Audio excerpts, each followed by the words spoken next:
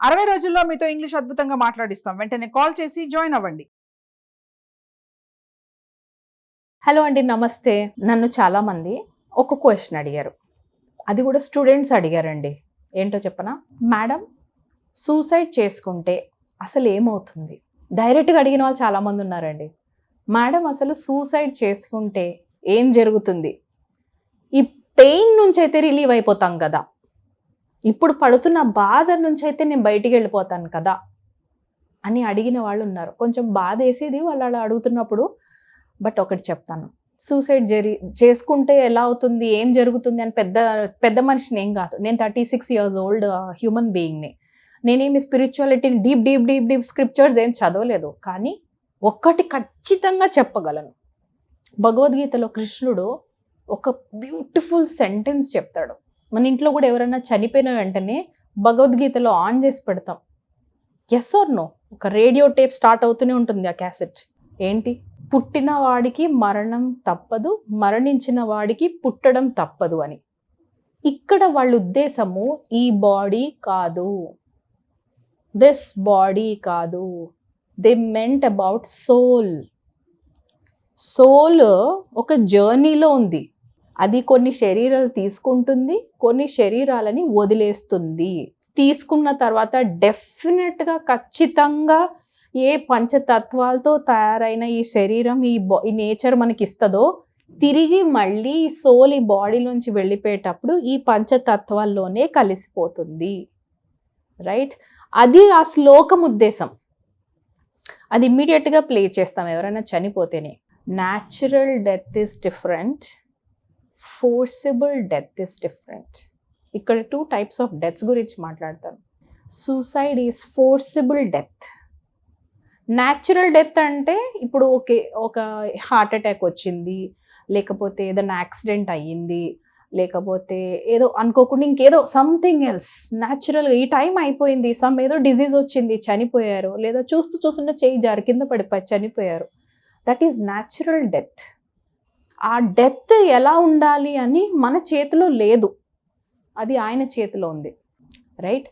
కానీ దేవుడు అందమైన జీవితం అనందరికీ ఇచ్చాడు. రైట్? ఇంత మంచి తల్లిదండ్రుల్ని ఇచ్చాడు, ఇంత మంచి హెల్దీ బాడీని ఇచ్చుంటాడు, మంచి చుట్టాలని ఇచ్చుంటాడు, ఎడ్యుకేషన్ ఇచ్చుంటాడు. కానీ సూసైడ్ దాకా మనకి ఆలోచన వచ్చి ఇంత అందమైన జీవితాన్ని మనమే ఫోర్సిబుల్గా డిఫైన్ చేసి ఇన్ని సంవత్సరాలు బతుకుండాలి ఈ జీవితం అని ఆల్రెడీ డిఫైన్ చేసి ఉన్నదానికి ఎగెనెస్ట్గా వెళ్ళి, ప్రకృతికి ఆపోజిట్గా వెళ్ళి మనం కానీ బాడీని వదిలితే సోల్ ఏమవుతుంది? దిస్ ఇస్ సూసైడ్ కదా, ఇదే కదా సూసైడ్ అంటే. ఏమవుతుందో చెప్పనా? అట్కేంగే, హిందీలో అట్కేంగే అంటే వేలాడతారు. వేలాడటం. సోల్ దానికి ఇచ్చిన ఒక బ్యూటిఫుల్ గిఫ్ట్ని వదిలిపెట్టేసింది బాడీని, కాబట్టి అది కూడా ఫోర్సిబుల్గా. ఇంకొక మదర్ వూంబ్లో బాడీ రెడీ ఉండదు, ఇంకొక మదర్ వూంబ్లో బాడీ రెడీ అవ్వదు. కాబట్టి అక్కడికి వెళ్ళలేక, బికాస్ టైం ఇంకా డిజైన్ చేయలేదు కదా, mother nature didn't design it at. అక్కడికి వెళ్ళలేక, తిరిగి బాడీలోకి రాలేక మధ్యలో ఏలాడతారు చూసారా? That's the highest pain.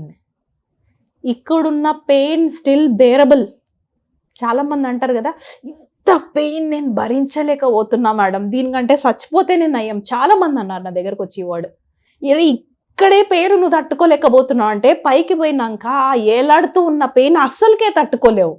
ఈ బాడీలో ఉన్నంత వరకే we can speak, we can communicate, we can heal, we can go therapist దగ్గరికి వెళ్ళగలం, కౌన్సిలర్స్ దగ్గరికి వెళ్ళగలం, మాట్లాడగలము. ఇక్కడ ఉన్నప్పుడే ఏదన్నా మనం డిజార్డర్స్ని హ్యాండిల్ చేయగలము. ఒక్క నిమిషం ఈ బాడీలోంచి పైకి వెళ్ళినవా, ఫోర్సిబుల్ డెత్ చూస్ చేసుకున్నావా, కేల్ కథం దుకాన్ బంద్. అక్కడికి వెళ్ళిన తర్వాత తిరిగి బాడీలోకి రాలేక సోల్ కొట్టుకుంటుంది చూడండి, అటు ఇటు అటు ఇటు అటు ఇటు. ఆ పెయిన్ మనకు వద్దు అయ్యా, వద్దు, ఆ పెయిన్ మనకు వద్దు. అది అన్బేరబుల్ పెయిన్. సరే, నేను ఇంకొకటి చెప్తా కన్విన్సింగ్గా. నీ పెయిన్ నీకు కనబడుతోంది, నువ్వు ఉన్నందుకు ఇక్కడ ఎవ్వడికి ఉపయోగం లేదు అనుకున్నవాడే కదా సూసైడ్ చేసుకుంటాడు. సరే, అలానే చేసుకున్నాం అనుకుందాం. కానీ నేను ఒక్క మాట అడుగుతాను, ఈరోజు ఈ థాట్స్ ఎవరికైనా వస్తే ఈ వీడియో వాళ్ళ కోసమే. నువ్వు చనిపోయావు అనుకుందాం, ఓకే, సూసైడ్ చేసుకున్నావు, ఈ పెయిన్ నుంచి నువ్వు బయటికి వెళ్ళిపోయావు, నీకు అనవసరం అసలు ఇక్కడ ఏం జరుగుతుంది అనుకుని వెళ్ళిపోయావు. కానీ నీకు కనబడుతూ ఉంటుందిగా కింద నీ వాళ్ళు ఎలా ఉన్నారు అన్నది, కానీ వీళ్ళకి నువ్వు కనబడవుగా. అది భయంకరమైన pain. Second pain. Third pain ఏంటో చెప్పనా? మనం చేసిన ఈ యాక్షన్ అంటే చనిపోవడము ఇంపాక్ట్ ఈ ఫ్యామిలీలో 6 generations పాటు ఫేస్ చేయాలి. ఐ రిపీట్, 6 generations పాటు మనం తీసుకున్న ఒక డెసిషన్ ఇంపాక్ట్ వాళ్ళ మీద పడిద్ది. తరతరాలు మనతోని మన గురించి చెప్పుకునే మాటలు, మన వల్ల వాళ్ళ ఇంట్లో ఫేస్ చేసేవి. ఇది అవసరమా మెసేజు? దీనికంటే మన ఫోటో వేలాడితే అబ్బా వాట్ అ హ్యూమన్ బీయింగ్ అనిపించడం బెటరా? ఆ పెయిన్ ఎలాంటిదంటే నాకు అర్థమవుతుంది. Suicidal pain is highest, I agree, is the highest. ఇంతకంటే ఇంకా లేదు అన్న పెయినే సూసైడల్ పెయిన్. ఆ పెయిన్ని మీరు హీల్ చేయాలి అని అనుకుంటే సియా అని మీరు బ్రౌజ్ చేయొచ్చు. యూట్యూబ్లో వీడియోస్ ఉంటాయి తనవి. She's an excellent singer. తను ఫేస్ చేసిన ట్రామా, తను ఫేస్ చేసిన బాధనంతా పేపర్లో పెట్టి ఒక సింగింగ్గా మారి తన బాధనే గొంతు ద్వారా ప్రపంచానికి వినిపిస్తూ బ్యూటిఫుల్ సింగర్ అయిపోయింది ప్రపంచంలోనే. అదవుతారన్నా ఓకే. లివింగ్స్టన్ తన భయాల్ని, తన బులియింగ్ని అంతని తీసుకొచ్చి పేపర్ మీద పెట్టాడు. పేపర్ నుంచి పాటలా మార్చుకున్నాడు. తనకు తాను కంపోజ్ చేసుకున్న పాటల్ని ప్రపంచానికి వినిపించాడు. అతను ఇప్పుడు వేరే లెవెల్లో ఉన్నాడు. Livingston, you can browse about him also. వాళ్ళ పెయిన్ని వాళ్ళు ఒకలా మార్చుకున్నారే, మన పెయిన్ని మనం మార్చుకోలేమా? Do we want to be called as a loser? మనల్ని మన ఫోటో ఎలాడదీసిన గోడకి ఒక లూజర్ కింద చూడాలి అని అనుకుంటున్నామా? Then do it. Don't do నా. మనకి ఏం లాభము? మన వాళ్ళనే మనం నరకం అనుభవించేలాంటి జీవితం వాళ్ళని అలా వదిలిపెట్టి మనం మధ్యలో వెళ్ళిపోయే ప్రయాణము కరెక్ట్ ప్రయాణం కాదు కదా. అది this is an unfinished task, right? It's an unfinished journey. వద్దు, డోంట్ డూ దాట్, రైట్? నాకు చిన్నప్పుడు ఇది ఒక ఎక్స్పీరియన్స్ జరిగింది, లేకపోతే నాకు ఇంత స్పిరిచువల్ ఎనర్జీ ఎక్కడిది లేండి చెప్పడానికి. కానీ 2nd క్లాస్లోనే అది చాలా డీప్గా అనిపిస్తుంది. మీకు అర్థమవుతుందో? I will try my best. So అది నేను ఒక డ్రీమ్ అనుకున్నాను, but actually it was an experience. Okay, ఫోర్సిబుల్గా ఒక అమ్మాయి డెత్ చేసుకున్న తర్వాత, సూసైడ్ చేసుకున్న తర్వాత తన పెయిన్ ఎలా ఉంటుందో నేను చూశాను. I have seen very clearly the way she was crying. Okay, తన పిల్లల్ని వదిలేసుకుంది. చిన్న పిల్ల, చిన్న పిల్లలు ఆ స్టేజ్కి వెళ్ళి వదిలేసుకున్న పిల్లల తర్వాత తిరిగి ఆ బాడీలోకి రాలేక తను పడిన ఇబ్బందిని నేను చూశాను. కాబట్టే నేను మీతో ఇక్కడ దాకా వచ్చి చెప్తున్నాను. నేను అది కళ అనుకున్నాను. It wasn't a dream, it was an experience, right?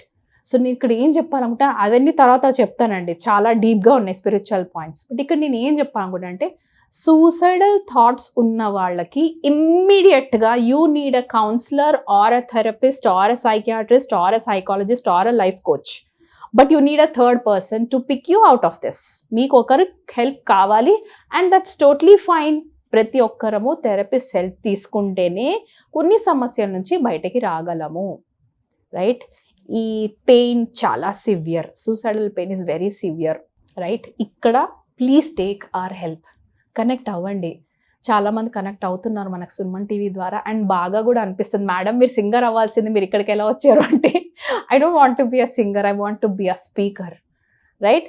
I hope this video is helpful to you. మీకు ఏ సమస్యలు ఉన్నా సరే కనెక్ట్ అవ్వండి, మాట్లాడండి. నెక్స్ట్ లెవెల్కి వెళ్తారో లేదో తర్వాత సంగతి. మనీకి పే చేసి కన్వర్ట్ అవ్వాలా లేదా, దట్ ఈస్ సెకండరీ.